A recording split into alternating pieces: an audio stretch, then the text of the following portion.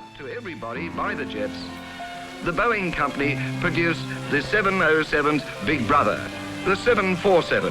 Now, there were 633 people on the aircraft. Where did they all sit? In some places where there were ordinary 3 seats. Qantas understands that the business traveller is a person of many parts.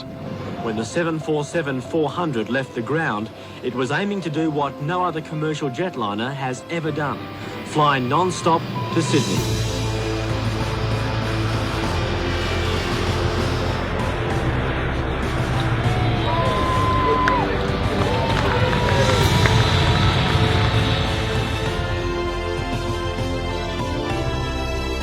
Landing at Learmont, the Qantas Mercy mission touches down. They came from the coronavirus hotspot of QF28 from Santiago has just touched down. It is also likely to be the last Qantas 747 commercial flight.